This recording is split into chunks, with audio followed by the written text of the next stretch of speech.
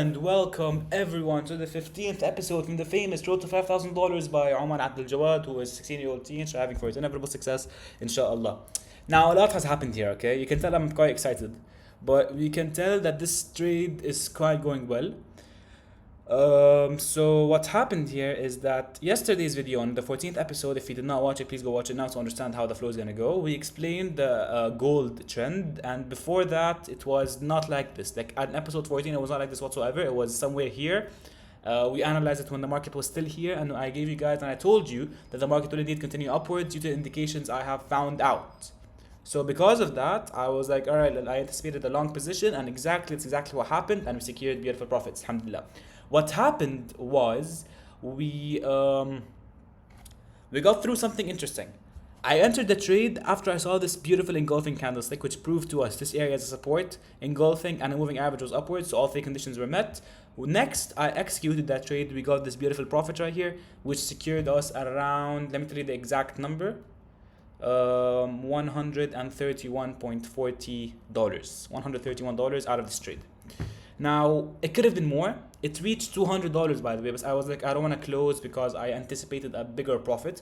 But then, today morning, I found out that the trend is going for somewhat a reversal. Why? Because this is an area of clear interest. This area has been used a lot as a rejection. Look, 1, 2, 3. It rejected from that zone multiple times. So it would be very risky for me to continue, especially the fact that it actually showed a rejection from that trend once again. So I was like, okay, profits are enough, and I closed right over here.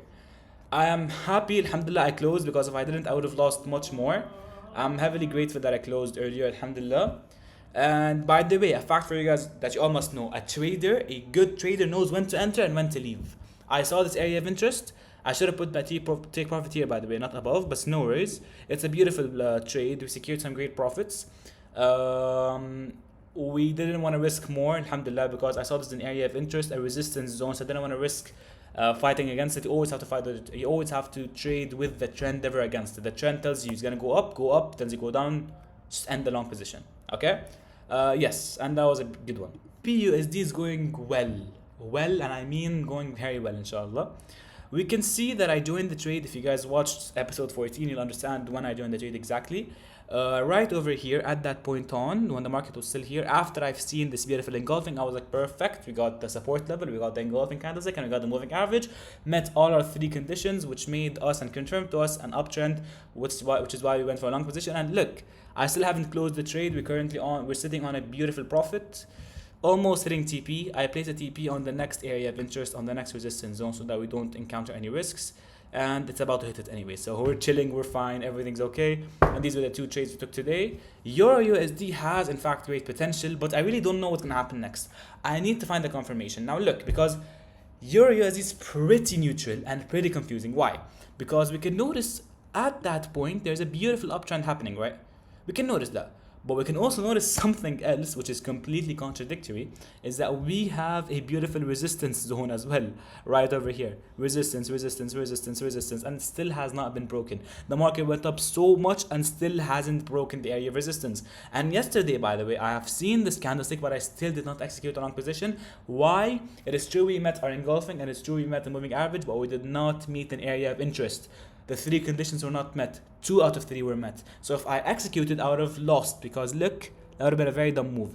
Alhamdulillah, I didn't execute. I'm grateful I didn't. It's probably gonna end up going up anyway, but you have to make sure before you execute any trade that your three conditions are met. The candlestick appears, the moving average appears, and the area of interest is given. Here, there was no area of interest whatsoever. It was only this one, and there was another area of interest which is contradictory to what I think.